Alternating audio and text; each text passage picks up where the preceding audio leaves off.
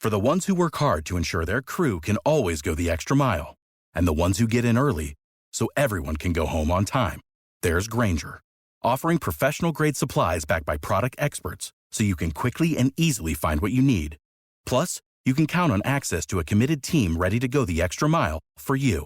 Call, click Grainger.com, or just stop by. Grainger, for the ones who get it done.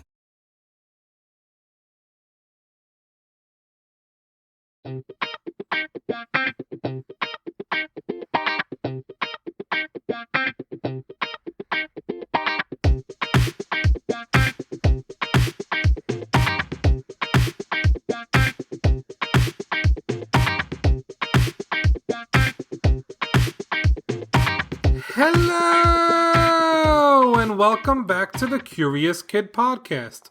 We don't get curious about food very often, but you can bet that when we do, it's a food that is enjoyed by almost everyone.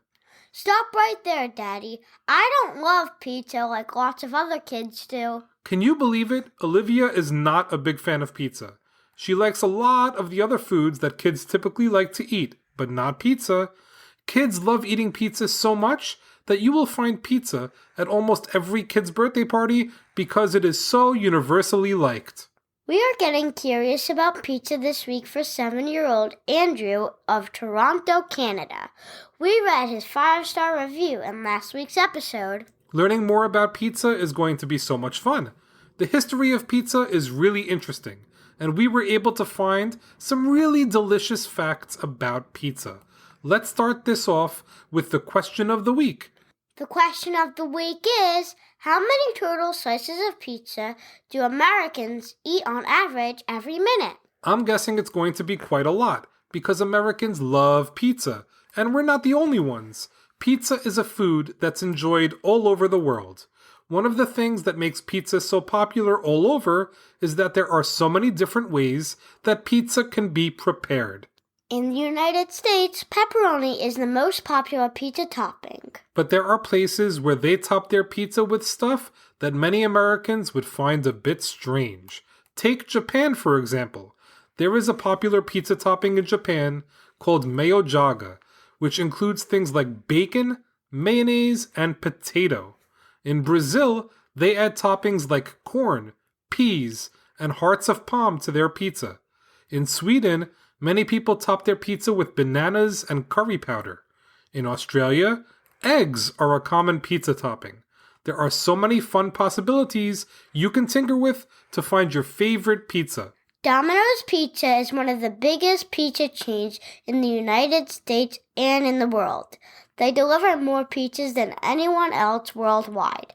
Did you know that there are over 34 million different combinations you can create when ordering a pizza from Domino's? Pizza is wildly popular today, so you might be surprised by the history of pizza because it took quite a while for people to discover their love for it.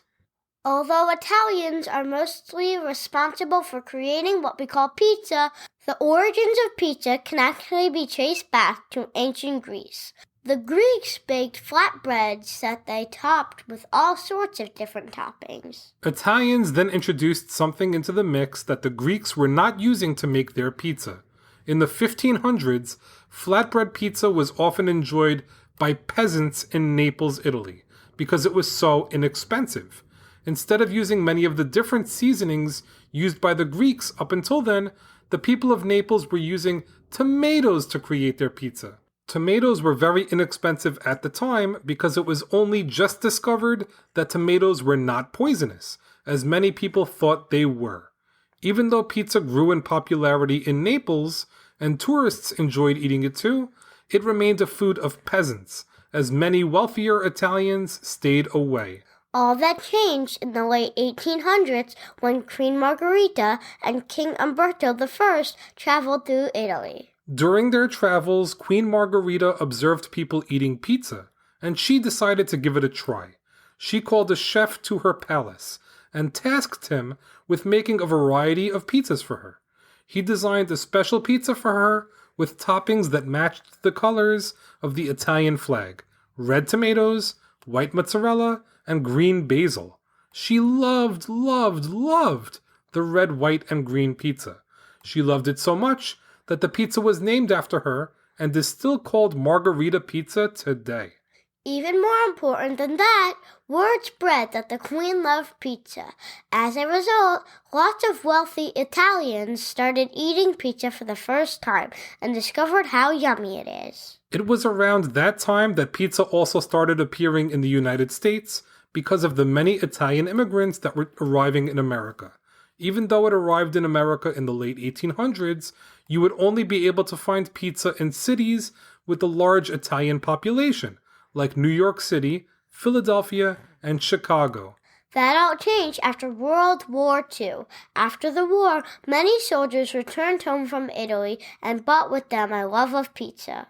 And the soldiers were from all over the United States, not just the cities where pizza was already being enjoyed.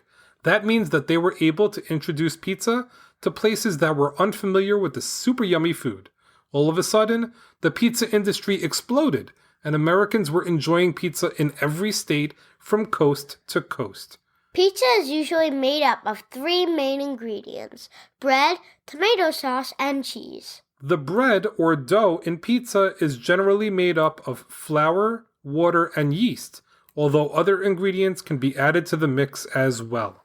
The sauce used for pizza is usually tomato sauce, although people often experiment with different sauces like Alfredo sauce or barbecue sauce. The most popular cheese used for making pizza is mozzarella, but once again, the variety of cheeses that can be used in making pizza is almost endless. Before we get to the question of the week, check out some of these incredible pizza facts. On any given day, about 13% of Americans eat pizza. 93% of Americans will have at least one slice of pizza per month. I guess I'm really in the minority. The most expensive pizza sells for about $12,000.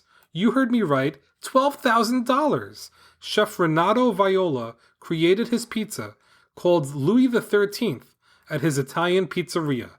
This costly pizza pie is topped with 3 types of caviar, lobster, shrimp, buffalo mozzarella, and pink Australian salt. The largest collection of pizza memorabilia can be found in a museum in Philadelphia called Pizza Brain. While you're there, you can also eat pizza from the restaurant. Have you ever seen someone pat their pizza slice with a napkin to soak up some of the oil? Have you ever wondered if that actually makes the pizza any healthier? Well, it turns out that blotting your pizza slice actually makes your pizza a little healthier by about 35 calories per slice. Okay, Olivia, let's answer the question of the week. How many total slices of pizza do Americans eat, on average, every minute? Americans eat 21,000 slices of pizza per minute. That's absolutely insane. Over 3 billion pizzas are sold in the United States yearly. That's more than half of the worldwide 5 billion pizzas sold every year. The biggest day for pizza sales was Super Bowl Sunday for a long time, but Halloween has passed Super Bowl Sunday in recent years. The slowest day for pizza sales is Thanksgiving Day. This episode has made me super hungry. You're never going to guess what food I'm in the mood for. Well, that's a wrap for this week's episode. Thanks so much for listening to this week's podcast, number 166, on pizza. Great job, Olivia, and great job, Andrew, for the mouth-watering topic suggestion. Reach out to us on social media to let us know how you like your pizza. My favorite pizza is topped with grilled chicken and pineapple. How do you like your pizza? Before we go, we have a special listener to thank. Thank you, Felix O, for being our newest supporter. A big thanks to Felix for supporting the podcast on Patreon. For his support, there are lots of Curious Kid podcast extras for Felix to enjoy. If you are interested in supporting the podcast, head on over to www.patreon.com to learn more. That's spelled Patreon. Next week, we will get curious about ninjas for listeners in Provo, Utah, and San Diego, California. As always, thank you so much for listening and getting curious with us.